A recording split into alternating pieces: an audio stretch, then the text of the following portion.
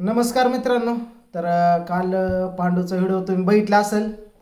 पूजा आणि पांडू बसली होती आणि ती व्हिडिओ चालू होता. मी काय व्हिडिओ बघत नाही बरं का, शक्यतो करून मला वेळ नाही, कोणाचाच व्हिडिओ बघत नाही मी. पण प्रियंका तुम्हाला सांगतो बघत असते पूजाचं ताईचं ह्यांचं व्हिडिओ.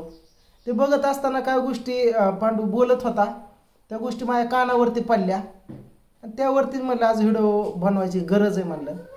कारण भाऊबंदामध्ये तुम्हाला सांगतो काय गोष्टी लहानाचं मोठं होईपर्यंत काय दिलेल्या घेतलेल्या किंवा खाल्ल्या पिल्लेल्या ही काढत नसते त्या फक्त तुम्हाला सांगतो इथं हृदयामध्ये ठेवले जातात आणि त्याच आठवणी पुन्हा उमलून कुठल्या तरी संकटाला धावून जातात. तर त्या गोष्टी जर बोलून दाखवल्या तर आपण केलेलं चीज ही झिरो असते किंवा दिल्या घेतलेलं त्याची किंमत झिरो होती. म्हणजे खाल्लेलं उकरून काढणं म्हणजे मग घातलं तरी कशाला किंवा दिलं घेतलं तरी कशाला, अशा काही गोष्टी असतात त्या मित्रांनो. म्हणून भाऊबंदामध्ये त्या गोष्टी काढल्या जात नाहीत. पण त्या गोष्टी डोक्यामध्ये आणि हृदयामध्ये नेहमी ठेवा की आपल्यासाठी कोणतरी काहीतरी केलं, आपल्या भावासाठी माझ्यासाठी त्यांनी बरंच काय केलं आणि मी त्यासाठी बरंच काय केलं. पण तो जमाना होता. मी आता बऱ्याच गोष्टी तुम्हाला सांगणार आहे, म्हणजे किरकोळ नाही पण मेन पॉईंट सांगणार आहे. मी भावासाठी काय केलं त्या काळामध्ये 2019 मध्ये तुम्हाला सांगतो 2004-03ला मी 4थी-3रीला काय असेल त्या टायमिंगला आमची आई कामाला जात होते. 30 रुपये 20 रुपये हजर होते. त्या मानाने तवाच्या मानाने मी त्यासाठी केलं आणि दाजीसाठी ताईसाठी समजा ऑल फॅमिलीची जबाबदारी माझ्या होती एक थोरला म्हणून. आणि मी शिक्षण करत करत बाहेर काम पण करायचं. ती माझ्यासाठी लय आजच्या ह्याला. कारण तेव्हा मी ह्या हाताला फोड येत होतं, फोड असं कष्ट करत होतो. आता यूट्यूब आहे, यूट्यूबवर 2-3 व्हिडिओ टाकले की लाखांनी रुपये येतात. असा पैसा घेऊन मी फॅमिली चालवलेली नाही. मी स्वतः कष्ट केलेले. दाजीची बहिणीची जबाबदारी, सणसूद आलेली जबाबदारी, भावाच्या परीक्षा फीची जबाबदारी माझी, घरची सुद्धा मोठं सण मी हँडल करत होतो बाहेर शिक्षण करून. तर कदाचित आज बोलण्याची वेळ अशी आली की दुपारी पांडू बोलत होता की बाबा माझा पाय मोडला. शाळेपाशी होता मित्र पैन लागले की ह्या कट्ट्यावर त्या झेंड्यावर कोण उडी टाकते, झेंड्याला असं कट्टे असतात त्याने उडी टाकली, त्या कट्टे असतात ती पायऱ्या, तेव्हा पाय सटकला, नडगे बाहेर आलते. आणि मी त्या वेळेला नांदेडला कामाला होतो, स्टोअर कीपर म्हणून होतो. त्या लहान वयात मी लय कामं केले, लय अनुभव घेतलेले आहेत मित्रांनो. लय गाव फिरलेलं. पुन्हा ही काय म्हणू नका कुठली MIDC येते कराड वगैरे. नांदेडला कामाला होतं. मला समजलं बाबा भावाचा पाय असा लचकलाय आणि नडगे बाहेर आले, त्याला करमाळ्याला नेलंय. जेव्हा तिथं नव्हता माझ्या मित्रानं तुम्हाला सांगतो, त्याला तिथं पण घेतलं नाही करमाळ्यात, डायरेक्ट पुण्याला हलवलं. तेव्हा परिस्थिती इतकी बिकट होती काय सांगू तुम्हाला. एक टाईम स्वयंपाक असायचा, ती शिळ संध्याकाळ गरम करून खायचं, नाहीतर उद्या सकाळची वाट बघायची, असं दिवस होते आमचं. मग आता कदाचित दुपारी तो बोलला की बाबा माझं पाय मोडला, त्यावेळेला ह्याने एवढं दिलं, दाजीने मोबाईल दिला, दाजीने पैसे दिलं रिटर्न, काय असन ते असन. पण कुठतरी ही व्हिडिओ बघत होती प्रियंका, ती मी ऐकलं, मी आवर्जून मग कान दिला. पण माझं काय तिथं काय उल्लेख झाला, मला वाटलं कदाचित भाऊ काय गोष्टी विसरलेला दिसतोय की तिथं तर माझं मेन ही होतं. मी काय केलं म्हणजे पडद्यामागचं हिरो दिसत नाही तसं काम झालतंय. त्यासाठी आई वडील रात्रंदिवस उशाला बसून होते, दाजी दावत होतं, बहीण होती, समधी होती. पण ॲक्च्युली समजा पैसे पाणी पुरवणारा तिकडनं मी होतोय. आणि मला ते तोवर येऊन पण देत नव्हते साहेब लोक, कारण कामाला मला ठेवलं होतं. ही गोष्ट हितनं गेली वाटतं त्या विसरून, म्हणून मला आज सांगायची वेळ आली. तर सुसनला त्याला हॉस्पिटलला ॲडमिट केलं होतं मित्रांनो. सुसनला गेलं म्हणजे समजाच गोष्टी फ्री नसत्या त्या. काय गोष्टी बाहेरनं मेडिकल म्हणा, येणं जाणं म्हणा, गाडीचं भाडं म्हणा. ज्या वेळेला पहिली गाडी त्याला उमणीमध्ये आणून तिथं हॉस्पिटलला ॲडमिट केला ना, ऐक तू विसरला असला तर काय गोष्टी. तर भावाने तुझ्यासाठी काय केले. तर माझी जग तिथं मारत होतो नांदेडमध्ये. त्या नांदेडमध्ये होतो मी आणि तिथनं साहेबाला मी फक्त म्हणत होतो माझ्या भावाला बघा. तेव्हा व्हिडिओ कॉलिंग काय नव्हतं. माझ्या भावाला बघण्यासाठी मला एकदा फक्त पुण्याला जाऊ द्या. साहेब म्हणायचं नाही तुला पैसे देतो. ठीक आहे म्हणलं. आणि मित्रांनो कसली तरी सुट्टी आली होती तर त्या सुट्टीला सुद्धा साहेबांनी मला जाऊन दिलं नाही. तर वडिलांचा कॉल आला की ओमनीवाला येऊन थांबलाय, पांडूला खाली उतरवलंय, ॲडमिट केलंय. ओमनीवाला म्हणतो आता पैसे द्या, आम्ही वाहनात आलो त्याला घेऊन, पण आता रिटर्न जायचं पैसे ती मागतोय. मित्रांनो, साहेबाला कॉल केला, साहेबाला म्हणलं पाया पडतो, काय पण करा, माझा भाऊ हॉस्पिटलला आणलाय, मी किती पण दिवस तुमच्या पैसे काम करतो, तुमचा गुलाम म्हणून राहतो, डबल ड्युटी करतो, रात्रीचा दिवस रात्र करतो, मी तर आहे, तर तिथं पैसे पोचवा. विश्रांतवाडीमध्ये पुण्यात ऑफिस होतं, त्या ऑफिसला वडिलांना मी साहेबांनी कॉल केला, म्हणलं तो ऑफिसला लाव, पैसे घेऊन जा. तिथं 3 ते 2,500 रुपये देत. तवाची किंमत लय होती, आताची जवळ 40,000. मग तुम्हाला सांगतो, ते 2-3 हजार रुपये दिले तेव्हा ते ओमनीवाल्याला ते वरचे भाडे जवळ काय रक्कम ठेवली. आईला फक्त विचारायचो, आई रडायची. तुम्हाला सांगतो असं करत करत एक 5-6 दिवस गेले. मला काय दमच लागत नाही, मी मस्त कामावर थांबायचो, पण मी काय लिहितोय, मी कसल्या हजेऱ्या लावतोय, कोणावर लक्षच राहत नव्हतं. मग साहेब एकदा गावाकडे इकडं पुण्याकडे निघाले. पुण्यात साहेब एकदा व्हायना येत असायचे. साहेबांच्या गाडीतच जाऊन बसलो मी पिशवीवरून. साहेब म्हणलं, अरे म्हणलं तू कामावर तू कुठं? म्हणलं तुम्ही पुण्याला निघाला, मला माहिती आहे, मी ऐकले, मला यायचंच आहे म्हणलं माझ्या भावाला बघायला, म्हणलं माझा जीवच राहिना येतं. साहेब म्हणलं नाही म्हणलं नाही चाललं, म्हणलं मी उतरतच नाही, लय धिंगाणं तिथं. साहेब म्हणलं ह्याने पूर्ण हट्टच केला. मित्रांनो, गाडीत बघ म्हणलं नेतो तुला, पण मी उद्या माघार येणार, लगेच तुला यायचं आहे, लगेच येतो म्हणलं, मला फक्त डोळ्याने बघू द्या एकदा त्याला. मित्रांनो, त्या गाडीमध्ये बसलो. मला एकतर गाडी सणवत नाही, इथून तिथून वखत आलतो उलटी करत. सुसनच्या बाहेर गाडी उभी केली, म्हणलं जा बघून ये. मी तुम्हाला सांगतो, कधी उतरणं गाडीतनं, कधी त्याला बघणं, कधी डोळे भरून होत्या, ही नुसतं येड्यावरून जीव होत होता माझा. असं हॉस्पिटल उतरलो, असं पळतच गेलो इकडं तिकडं. तुम्हाला आई बाहेर आली, जाऊन बघतोय तर तुम्हाला सांगतो असं खाटावरती झोपला होता, एक पाय वरती असा टांगला होता, असा भल्या मोठा सुजला होता, आणि समजा जागावच, आणि खाली जास्त ही करून लघवी करून असं तुम्हाला सांगतो असे दुःख झाल्याने ती उतलं होतं समजा. ती बघून अक्षरशः माहिती आहे कंठ एवढा दाटून आला, आई माझ्या गळ्यात पडून रडली. पण तेवढ्यातनं पण एक जबाबदार माणूस म्हणून एक मी, तेव्हा वडील पण काय कमवत नव्हते, वडील जरा वेड्यावून करत होते.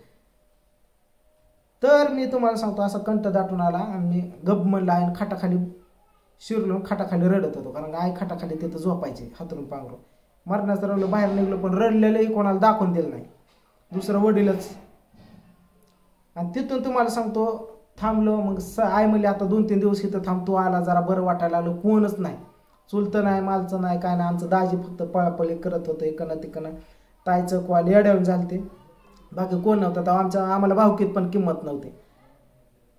मला माहीत होतं की मी उद्या सकाळ जाणार आहे साहेबासंग. माझ्या साहेब म्हणलं आता सोडतोय, सकाळनं माझ्या संग यायचं, तयार राहायचं. आईला म्हणलं राहणार आहे मी 2-3 दिवस इथं. मग आईला लय भारी वाटलं, म्हणले बाप पण इकडं तिकडं पळतोय, डॉक्टर सारखं सांगतं इकडं नाही तिकडं नाही, त्याचं एक ऑपरेशन केलं फेल झालं, दुसरं उद्या वर न्यायचं हे ते. खरी माझी तिथं लय गरज होती मित्रांनो, पण ॲक्च्युली काय प्रॉब्लेम होतं की जी पैसा पाणी पोचवत होती माझ्यामुळे होतं, म्हणून साहेबासंग मला जाणं आवश्यक होतं.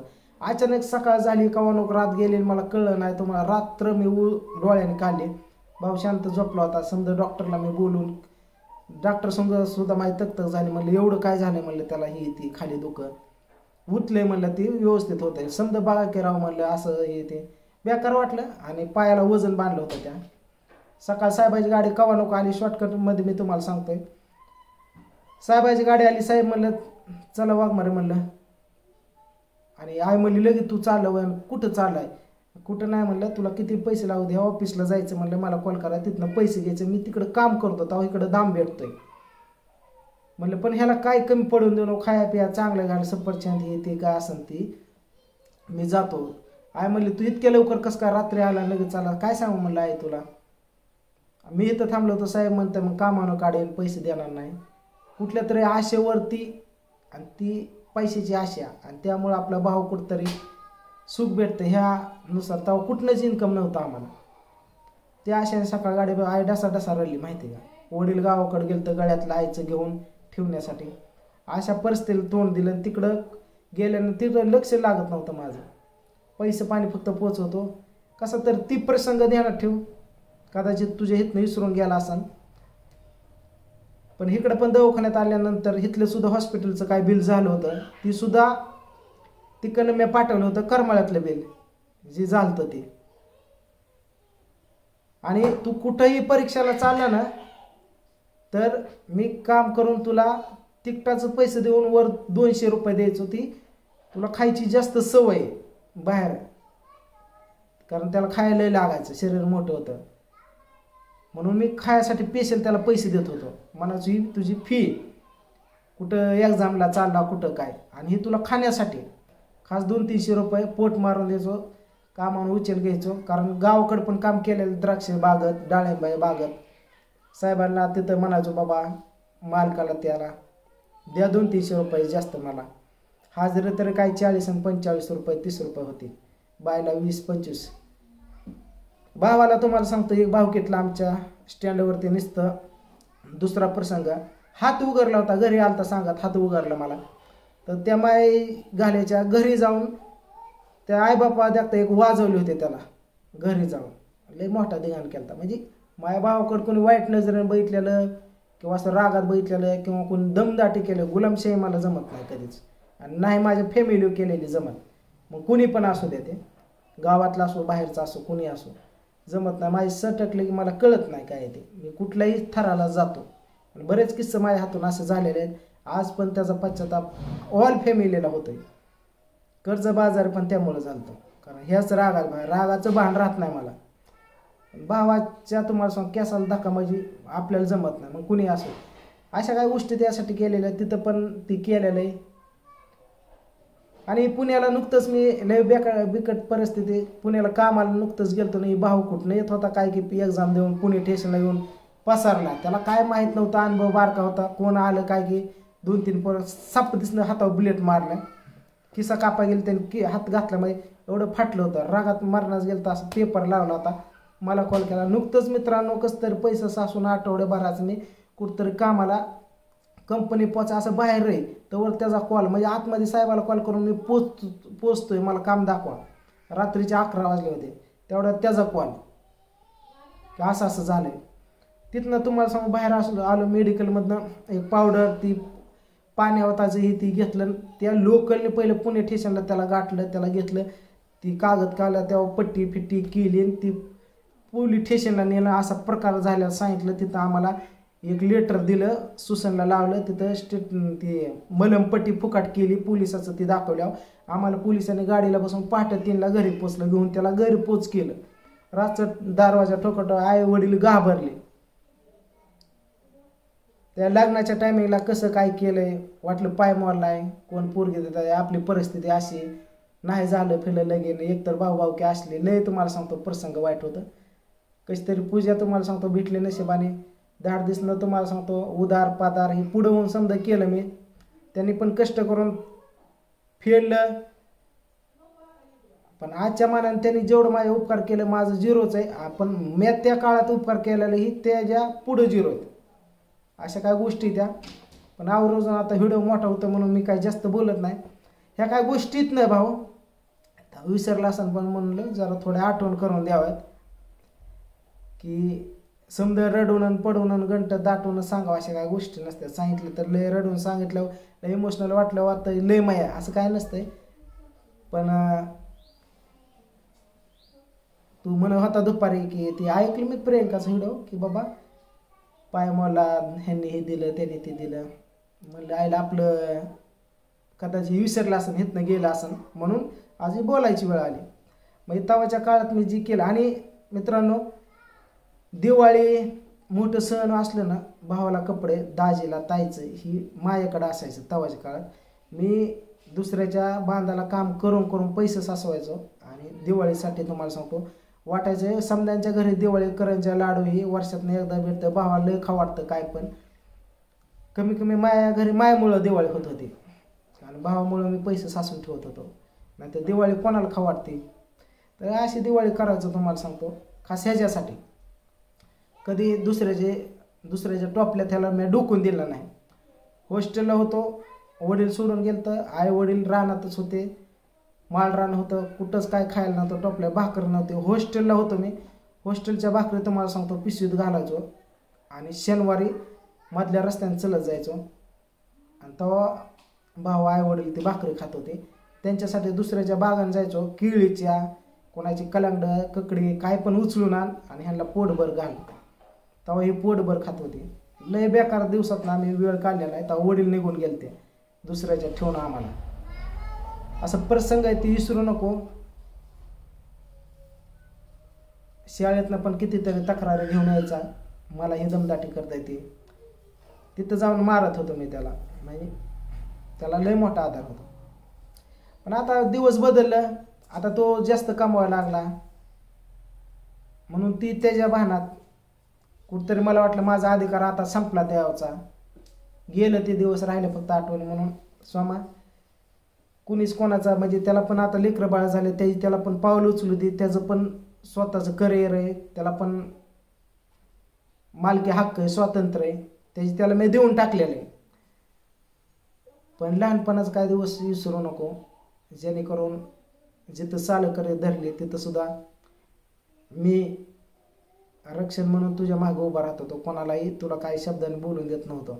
कोण मालक कोण काय बोलला तर माझ्यावर घेत होतो सारं. अजून पण तेवढा जीव आहे, प्रेम आहे. पण काय गोष्टी लांबणं असलेल्या बऱ्यात आता सध्या. कारण की माझ्यापेक्षा तुला कोणतरी इम्पॉर्टंट जीवनामध्ये असं वाटलं, मला असं बाद झालं किंवा वाटतंय, म्हणून कदाचित मी थोडा लांब आहे की म्हणजे माझी झिरो किंमत झाली असं मला वाटलं.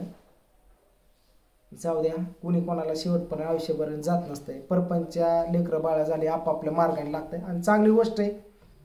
लांबनं सुखी दिसला तरी समाधान आहे. तर ह्या गोष्टी जाणून मी दिल्यात. बऱ्याच गोष्टी मित्रांना सांगायच्या म्हणल्यावर केसाच्या डोक्यापासून ती नकापर्यंत पाहिजे एवढ्या गोष्टी, पण ते आपल्याला एवढ्या पण काढायच्या नाही. त्याला माहिती आहे काय केलं, पण विसरू नको तो काय गोष्टी. पैसा तर कोणाकडे येतो जातोय. ठीक आहे, अशा गोष्टी सांगावं म्हणलं, जर मनात आलं म्हणून शेअर केल्या. बऱ्याच गोष्टी किस्सा असायत मित्रांनो, लय किस्से आहेत त्या जीवनामध्ये. आणि काय गोष्टी त्याच्या भल्यासाठी पण मी तिरस्कार केलेला आहे त्या गोष्टीचा. लवकर चला यावं, लवकर तो सुधरावं, माणसात यावं, जरा हुशार व्हावं म्हणून फालतू मित्रासंग राहायला मी भांडण करायचो, त्या संग दिसू नको, किंवा चला लवकर यावं म्हणून घरात बसून देत नव्हतो, बाहेर सारखं पळायला लावायचो. काय गोष्टी अशा आईवडिलांनी त्याचा लय सेवा केलेली, ती कधीच साजेल मी फेडू शकत नाही एवढं केलेलं आहे आईनं आपण त्यासाठी आणि माझ्यासाठी पण. चला, काय असतात गोष्टी जीवनात, जेवढं लिहून ठेवलंय तेवढ्यातनं जायला लागतंय. तर तुमच्याशी शेअर करावं म्हणलं आणि त्याला पण कळावं की आपल्या भावाने काय केलं. कदाचित विसरला असला तर एक आठवण म्हणून दिलेली. बाकी काय गोष्टी सांगायची गरज नाही, तुला सारं माहीतच आहे. तर चला, तर बाकीचं व्हिडिओ तुमचा सपोर्ट वगैरे मला छान वाटतं. तुम्ही कंटिन्यू व्हिडिओ बघता, रिस्पॉन्स चांगला देता आणि आजकाल त्याचं पण व्हिडिओ चांगलं चालायला लागला, त्यात मी समाधान आहे. तर